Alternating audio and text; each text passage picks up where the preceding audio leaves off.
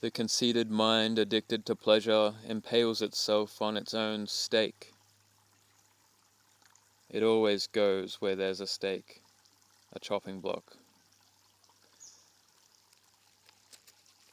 I declare you the demon mind. I declare you the insidious mind. You've found the teacher so hard to find. Don't lead me away from the goal.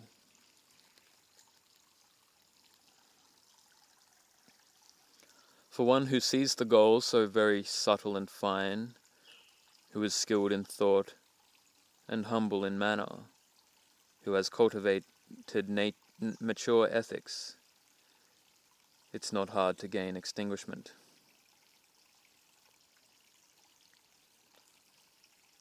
One practicing composure is happy in mind, and their appearance is uplifting. Going forth in the teaching of the Buddha is easy for a good person. You should realize that supreme, unchanging state, so very pure, subtle, and hard to see.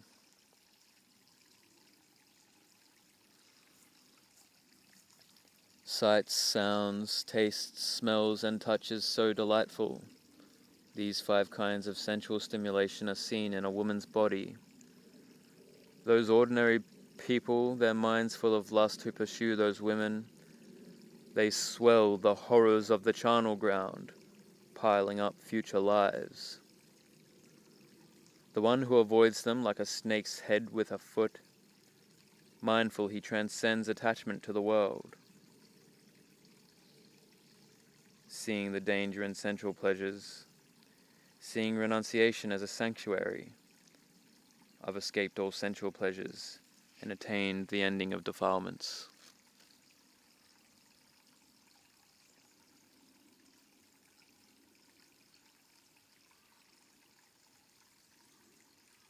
Badia has plucked out craving root and all, and in a jungle thicket on the far side of the wild mango monastery, he practices composure. He is truly well favored. Some delight in clay drums, in arched harps, and in cymbals, but here at the root of a tree, I delight in the Buddha's teaching. If the Buddha were to grant me one wish, and I were to get what I wished for, I'd choose for the whole world constant mindfulness of the body.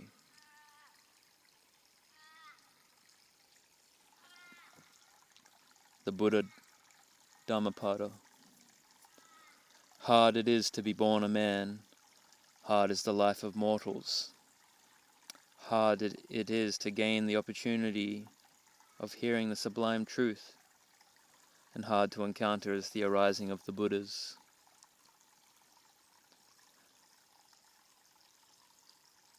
To avoid all evil, to cultivate the good, and to cleanse one's mind, this is the teaching of the Buddhas.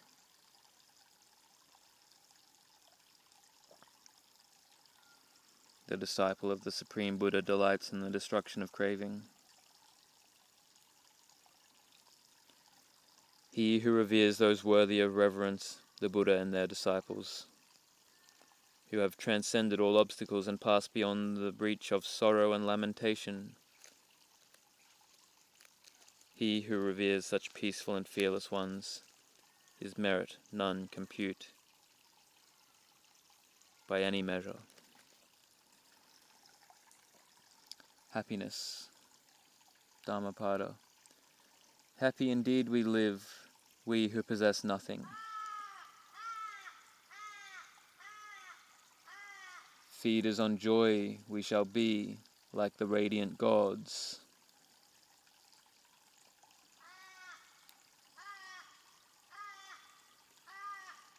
There is no fire like lust, and no crime like hatred. There is no ill like the aggregates, and no bliss higher than the peace of Nibbana.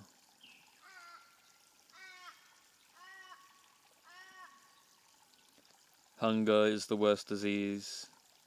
Determinations finding footing are dukkha.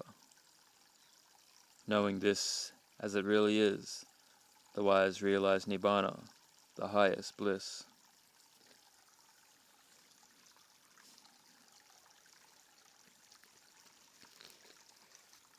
Health is the most precious gain, and contentment the greatest wealth. A trustworthy person, the best kinsman, Nibbana, the highest bliss.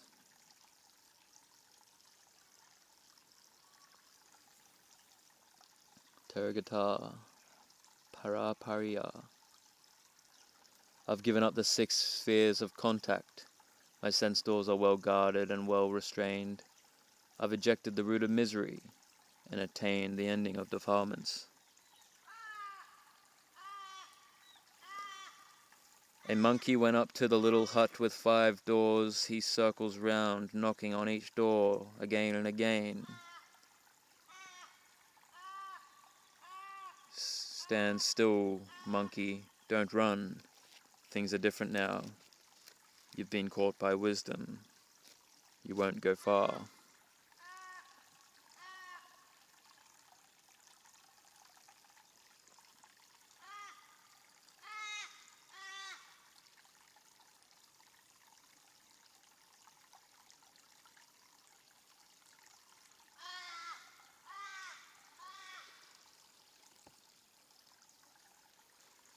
Dissatisfied one should not stay, and even if happy one should depart.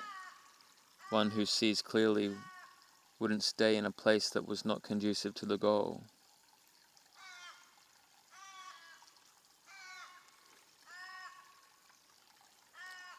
At 120 years old I went forth to homelessness. I've attained the 3 knowledges and fulfilled the Buddha's instructions.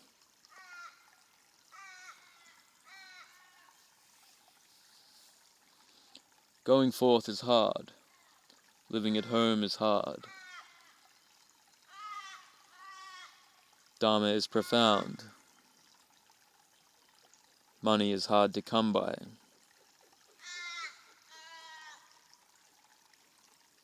Getting by is difficult for we who accept whatever comes. So we should always think about anicca.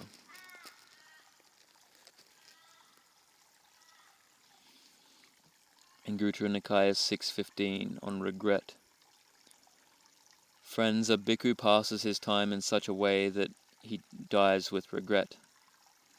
A bhikkhu delights in work, devoted to delighting in work. He delights in talk. He delights in sleep.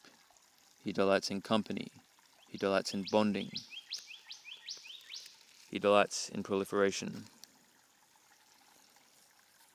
Anguttara Nikaya 5.159 on teaching.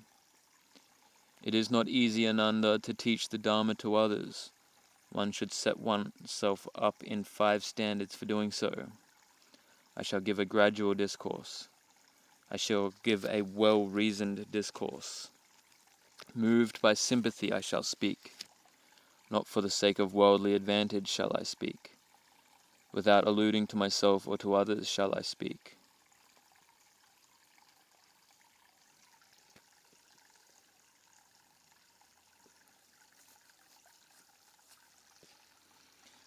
One who has abandoned proliferation, who finds delight in non-proliferation, has attained Nibbana, the unsurpassed security from bondage. Dhammapada on heedfulness, Appamada Vaga. Heedfulness is the path to the deathless. Heedlessness is the path to death. The heedful do not die. The heedless are as if dead already. Clearly understanding this excellence of heedfulness, the wise exult therein, and enjoy the resort of the noble ones. The wise ones, ever meditative and steadfastly persevering, alone experience Nibbana, the incomparable freedom from bondage. Ever grows the glory of him who is energetic, mindful and pure in conduct, discerning and self-controlled, righteous and heedful. By effort and heedfulness, discipline and self-mastery, let the wise one make for himself an island which no flood can overwhelm.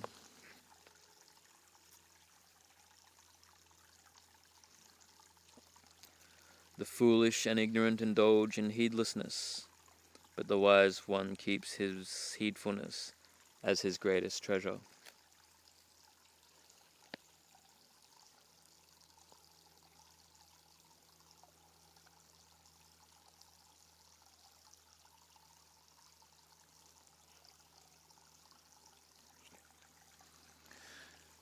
Targata Nitaka, whose mind is like a rock, steady, never trembling, free of desire for desirable things, not getting annoyed when things are annoying. From where will suffering strike one whose mind is developed like this?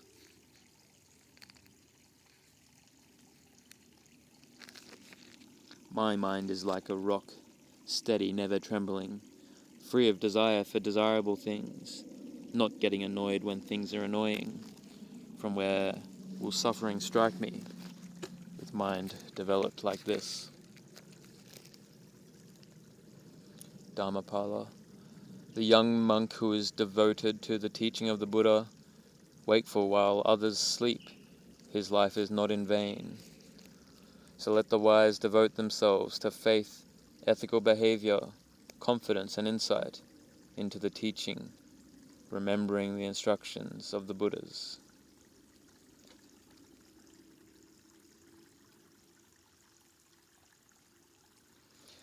My faculties have become serene like horses tamed by a charioteer. I have abandoned conceit and defilements, becoming such that even the gods envy me.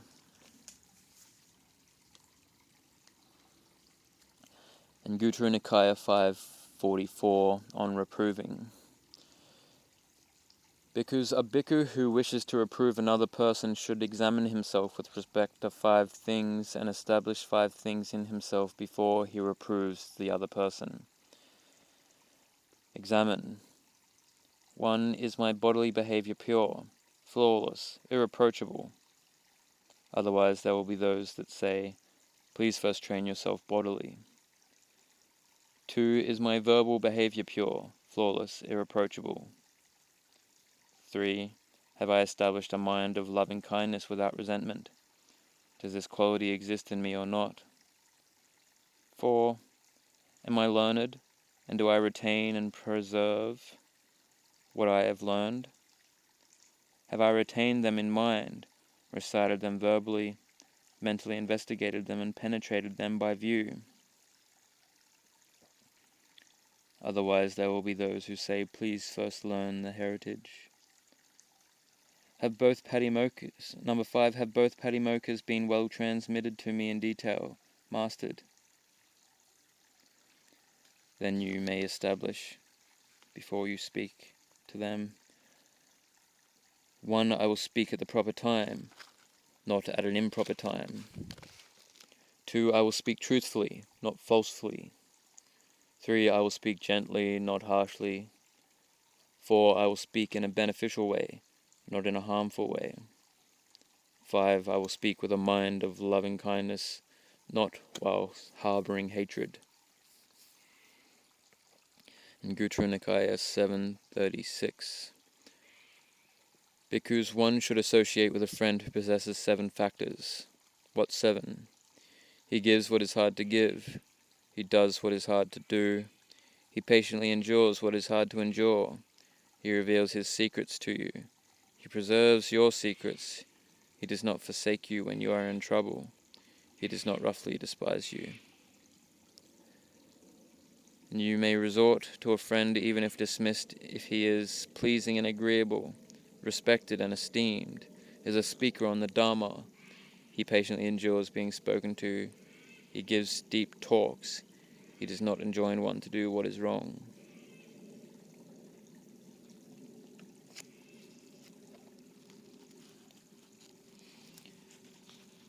Dhammapada craving. But whoever overcomes this wretched craving, so difficult to overcome, from him sorrows fall away, like water from a lotus leaf.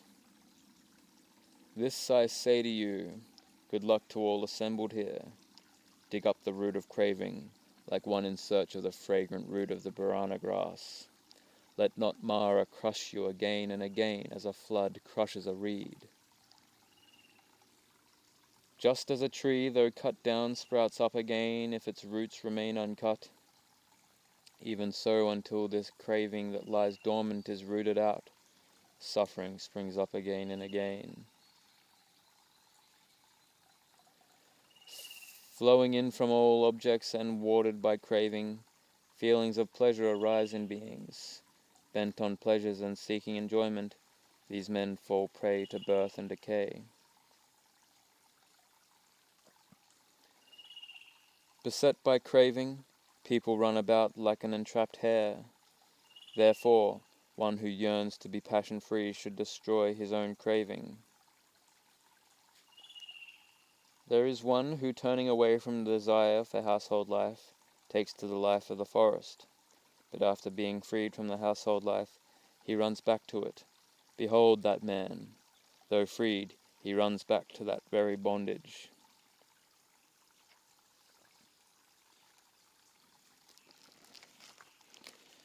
Let go of the past, let go of the future, let go of the present, and cross over to the farther shore.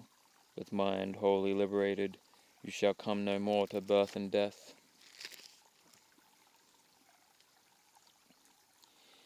He who has reached the goal is fearless, free from craving, passionless, and has plucked out the thorn of existence. For him this is the last body. He who is free from craving and attachment is perfect in uncovering the true meaning in the teaching, and who knows the arrangement of the sacred texts. He indeed is the bearer of his final body. He is truly called the profoundly wise one, the great man.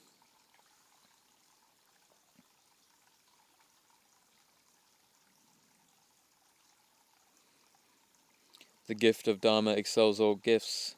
The taste of the Dharma excels all tastes. The delight in the Dharma excels all delights. The craving freed vanquishes all suffering.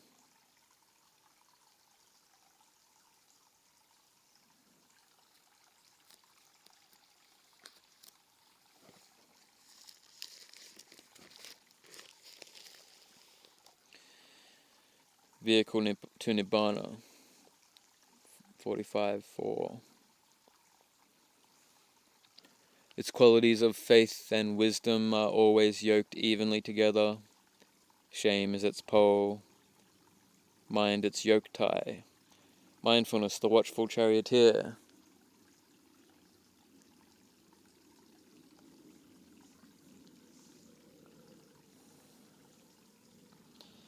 The chariot's ornament is virtue, its axle jhana, energy its wheels, equanimity keeps the burden balanced, desirelessness serves as upholstery. Goodwill, harmlessness, and seclusion, these are the chariot's weaponry.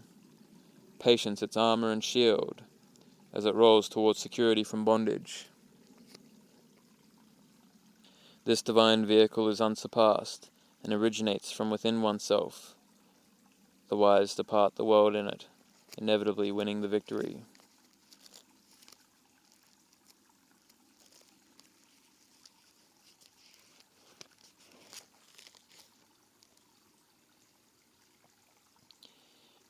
Teragata Sabakami. This two-legged body is dirty and stinking, full of different carcasses and oozing all over the place, but still it is cherished.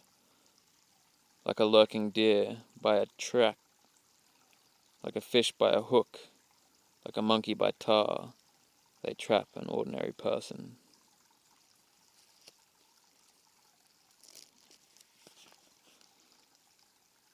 Namapada 281. Let a man be watchful of speech, well controlled in mind, and not commit evil in bodily action. Let him purify these three courses of action, and win the path made known by the great sage. For so long as the underbrush of desire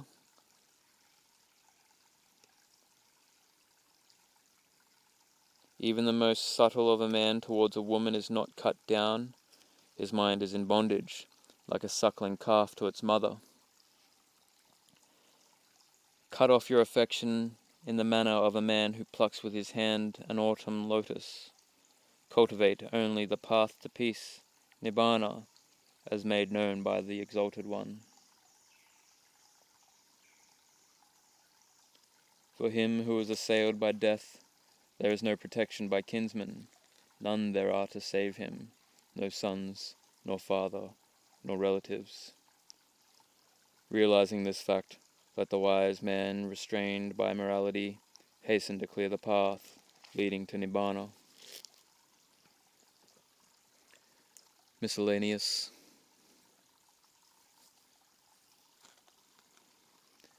The cankers cease, the outflows cease for those mindful and clearly comprehending ones who always earnestly practice mindfulness of the body, who do not resort to what should not be done, and steadfastly pursue what should be done.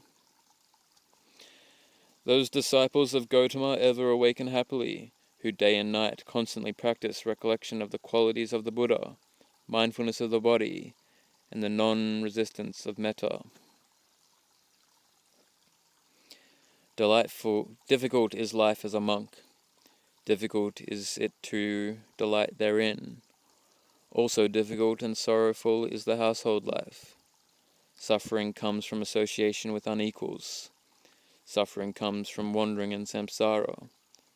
Therefore, be not an aimless wanderer. Be not a pursuer of suffering.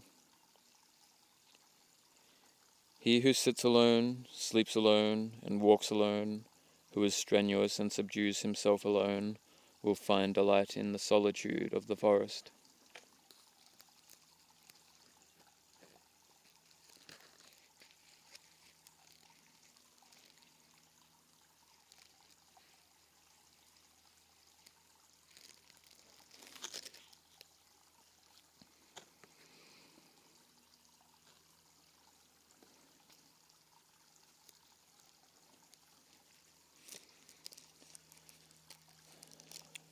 Samyutta Nikaya 47:12. The Tathagata is not concerned whether the entire world will be emancipated by his teaching or half of it or a third, but the Tathagata is aware that whosoever has been emancipated, is now emancipated, or will be emancipated from the world. All these will do so by removing the 5 hindrances that defile the mind and weaken understanding, by firmly establishing their minds in the 4 foundation of mindfulness, and by cultivating the 7 awakening factors in their true nature.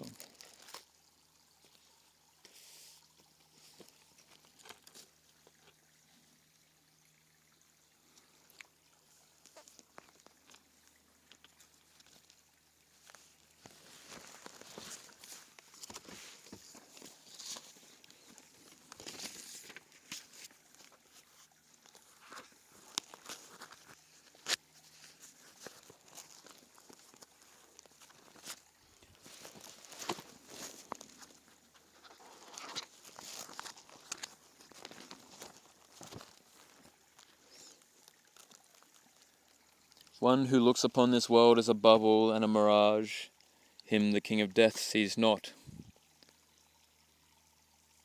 The world, Dhammapada.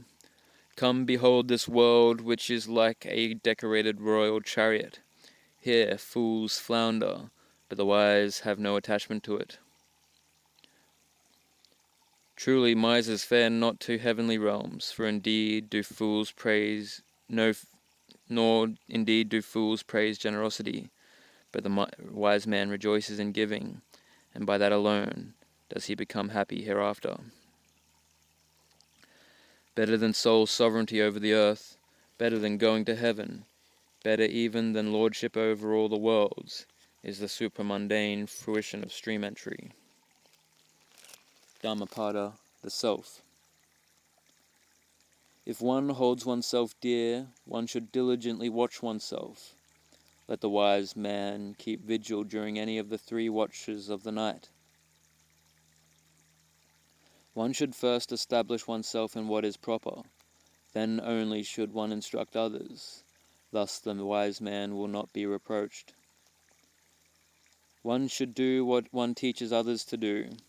If one would train others, one should be well controlled oneself. Difficult indeed is self-control. One truly is the protector of oneself. Who else could the protector be? With oneself fully controlled, one gains a mastery that is hard to gain. Just as a single creeper strangles the tree on which it grows, even so a man who is exceedingly depraved harms himself as only an enemy would wish. Easy to do are things that are bad and harmful to oneself, but exceedingly difficult to do are things that are good and beneficial. By oneself is evil done, by oneself is one defiled, by oneself is evil left undone, by oneself is one made pure.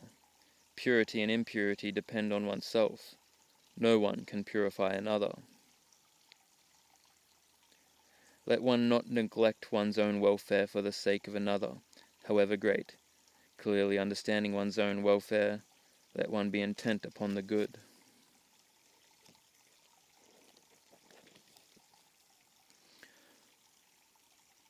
Taragata Kasapa. Go, child, to any place where there's plenty of food, where it's safe and free of peril. May you not be overcome by sorrow. Meditate diligently, seer, tirelessly or day and night. Develop skillful qualities and quickly discard this bag of bones. What I consumed today is considered better than delicious grain of 1,000 flavors. The Dharma taught by the Buddha, Gautama, of infinite vision. Vijaya. One whose defilements have ended, who's not attached to food, whose resort is the liberation of the signless and empty. Their track is hard to trace, like birds in the sky. Homage to that blessed one, the glorious Sakyan, having reached the best, he beautifully taught the best teaching. I don't need this. I'm happy and satisfied with the sweet teaching. I've drunk the best, the supreme nectar. I won't go near poison.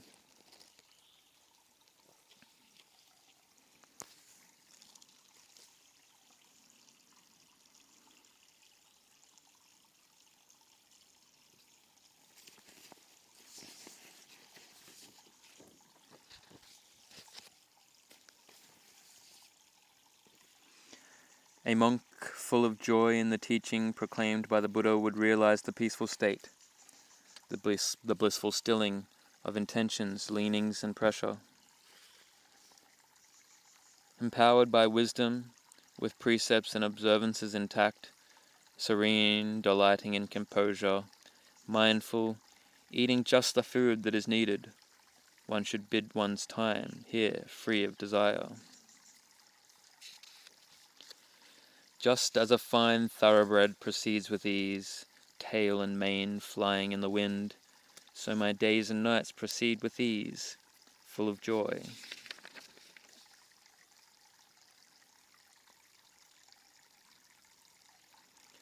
When someone's a lazybones, a huge glutton full of sleep, rolling round the bed like a great hog stuffed with grain, that idiot is reborn again and again.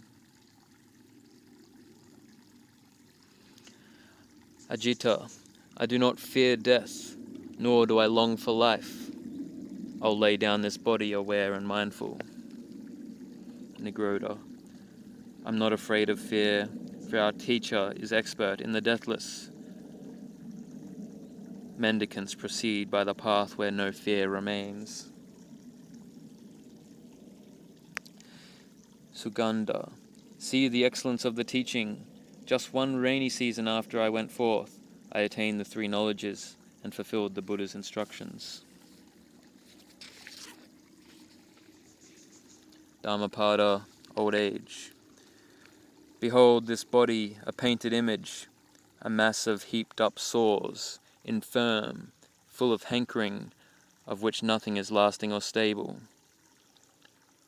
Fully worn out is this body, a nest of disease and fragile. This foulness breaks up, for death is the end of life. These dove-coloured bones are like gourds that lie scattered about in autumn. Having seen them, how can one seek delight? This city of the body is built of bones, plastered with flesh and blood. Within are decay and death, pride and jealousy.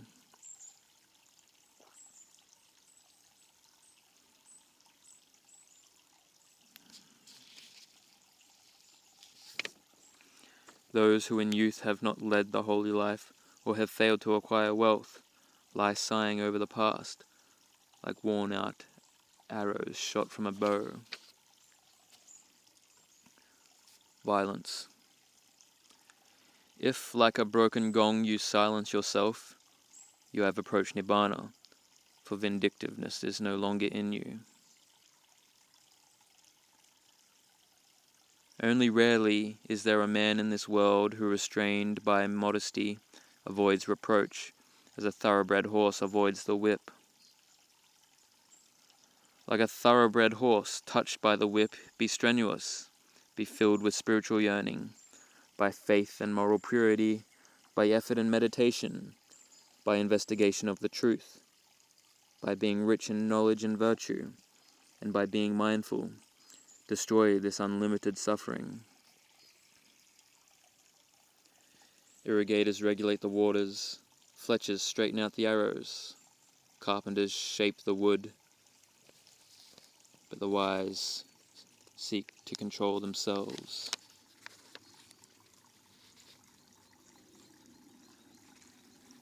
Taragata Bhuta. When one develops that peaceful state, sorrowless, stainless, unconditioned, cleanser of all corruptions, cutter of fetters and bonds, there is no greater pleasure than this.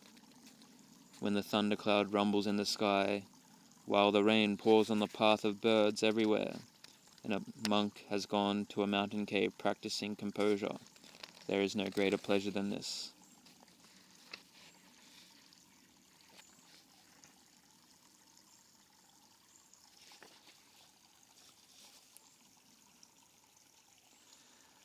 Gautama 10.7.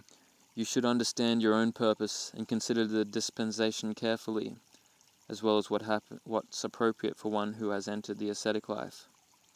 Good friendship in the community, undertaking plenty of training, eagerness to learn from the teachers. This is appropriate for an ascetic.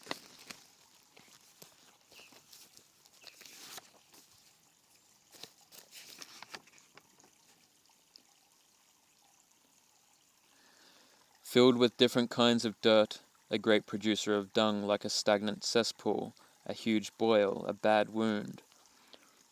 Full of pus and blood, sunk in a toilet pit, trickling with fluids, this rotting body always oozes. Bound by 60 tendons, coated with a fleshy coating, clothed in a jacket of skin, this rotting body is worthless. Held together by a skeleton of bones, and bound by sinews, it assumes postures due to a complex of many things. We set out in the certainty of death, in the presence of the King of Death, and having discarded the body right here, a person goes where he likes. Enveloped by ignorance, tied by the 4 ties, this body is sinking in the flood, caught in the net of underlying tendencies.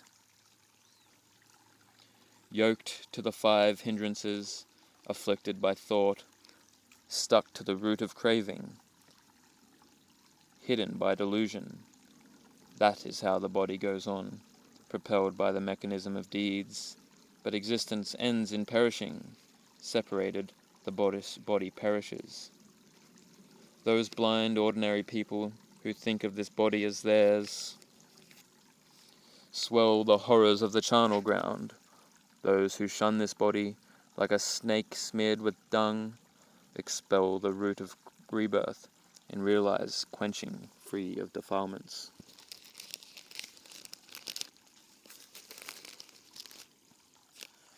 Anguttara Nikaya 10.2. One whose behavior is virtuous, no volition need be exerted. It is natural for pride to arise. For one who is prideful, no volition need be exerted. It is natural that happiness arises. For one who is happy, no volition need be exerted. It is natural that joy arises. For one who is joyful, no volition need be exerted. It is natural that the body is tranquil.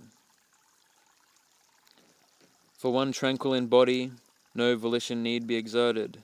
It is natural for one to feel pleasure. For one feeling pleasure, no volition need be exerted.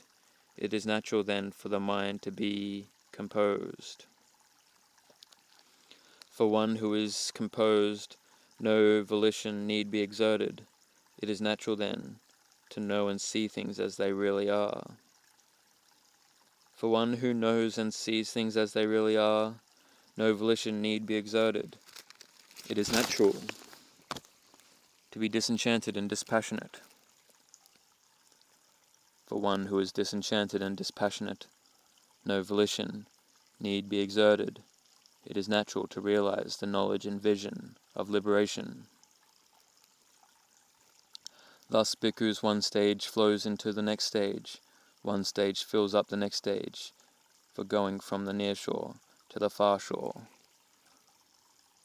Virtuous behavior, for pride and happiness, joy and tranquil body, which is pleasurable and composing to see and know things as they really are, for disenchanted and dispassionate mind, than the knowledge and vision of liberation.